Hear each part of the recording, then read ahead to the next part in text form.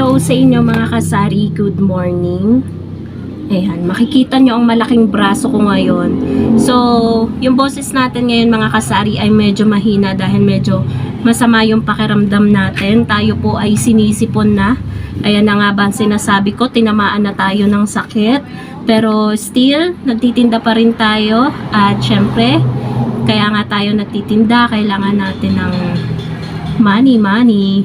So, tsaga-tsaga lang, 'di ba? Kahit may nararamdaman. Ayan, mapapansin niyo sa boses ko, guys. Medyo iba yung boses ko, medyo malat na ewan. So, for today's video, mga kasari, ang araw nga pala ngayon is Monday. Monday, anong date ngayon? March 24, 2025. So, today, habang may nagka-cash out mga kasari ng 10,500 kanina, dumating yung ahente po natin ng alak. So, buti nagtanong sila dahil nawala sa isip ko na Monday pala ngayon. So, kahit hindi ako naglabas sa may tabing kalsada ng case ng alak, ay ayun, buti nagtanong sila sa akin habang nagtatransact ako. So, nagpatulong ako kay partner. Sabi ko siya na mag-asikaso nung nagka-cash out ng 10,500. Sabi ko ako dito sa delivery. So, kumuha lamang po ako mga kasari dahil last week naman, Monday, kulang-kulang 6,000 yung na-order ko sa kanila. Ewan ko kung ilang case ba yon, basta medyo madami din. So, ngayong araw na to, 2 case lang yung aking kinuha. Dapat kukuha ako ng 500 ml na Red Horse, kaso wala daw sila ngayong 500 ml. Kaya ang kinuha ko na lang ngayon ay isang grande at isang Red Horse na malaki. So, pares silang malaki. Pares mucho. So, eto guys yung resibo.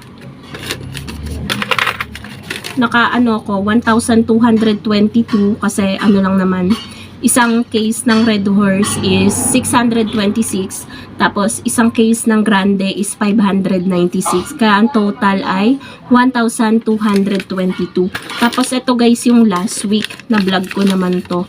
Bali ang pinagbayaran ko ay 5,610. Kulang-kulang 6K. So medyo madami-dami to. Ilang case din yung aking kinuha. Siyam na case last Monday. So, ngayong Monday, wala namang ibang ganap bukod sa may sabong ulit mga kasari is ayun nga, medyo in demand ang cash out ngayon. So, sana magtuloy-tuloy hanggang closing para medyo malaki ulit ang kita natin sa GCash. Kasi kahapon guys, Sunday, medyo malaki yung kinita natin sa GCash. I-share ko na din ngayon guys. Ito hindi para i-brag, para maka-inspire ng other sari-sari store owner na nag-GCash din or wala pang GCash. So, yung kinita natin kahapon guys sa GCash is 1,200. Linis na kita na po yun sa lahat ng transaction. Mapa-pay bills, load, cash in, cash out. So, ayun po yung kinita po natin, 1,200. Pasensya na guys, medyo mahina talaga yung boses ko ngayon. Yan na yung pinakamalakas. At ang laking tulong 'di ba mga kasari nung 1,200 nakita natin. Hindi na tayo, for example, sagot na ng GCash yung pangkain natin, umaga, tanghali, gabi, may merienda pa. 'Di ba? Madami lang guys nagdadatingan na tao ngayon kasi sa kabilang bahay is tuwing Monday. Parang may ano siya, bayaran ng utang ganun. Mighty Green. Mighty Green, ilan po?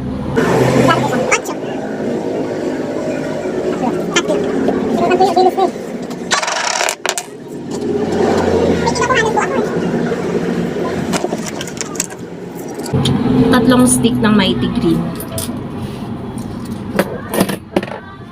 So, hindi ko alam mga kasari kung anong topic natin today. Bukod sa ito, yung delivery natin sa Red Horse. Meron kasi akong naiisip na topic, kaso it's complicated na i-share. Baka kasi lumaki pa. Ganyan. Ang i-share ko na lang sa inyo guys is wait lang guys, wait lang. Tiningnan ko lang guys kung may tao sa labas kasi baka marinig tayo nung magiging laman ng topic na to.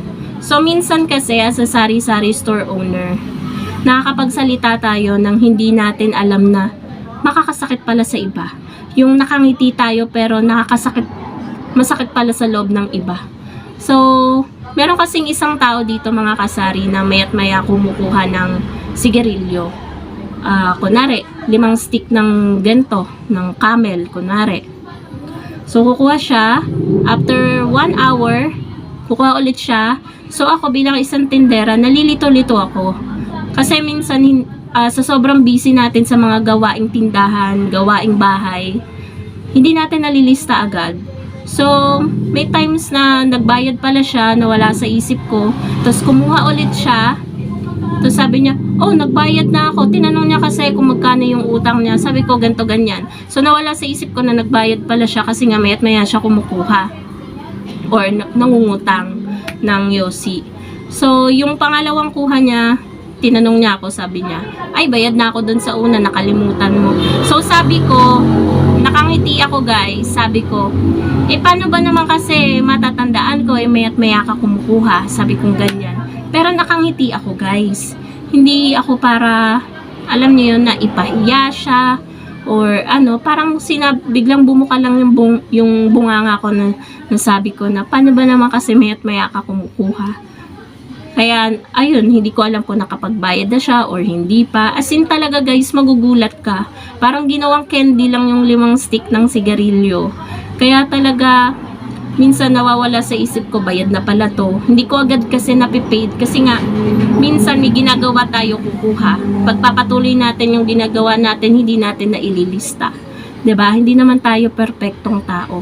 So, ang ibig ko lang sabihin mga kasari, 'di ba? Sa mga bagay na nagagawa natin na matino, na nakakatulong tayo sa ibang tao, may magawa lang tayo na isang bagay na maliit na bagay.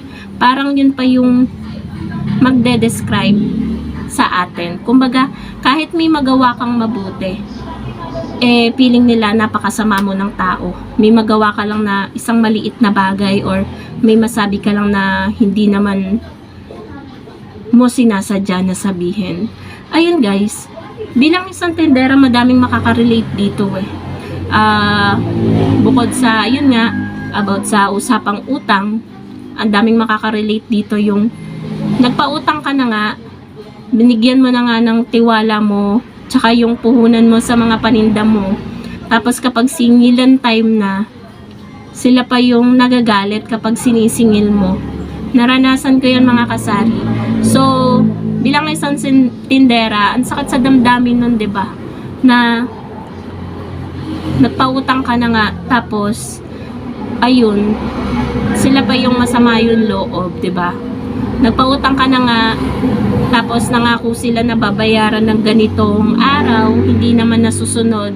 So kapag siningil mo na, sila pa yung galit na magpo-post ng kung ano-ano about you, 'di ba guys?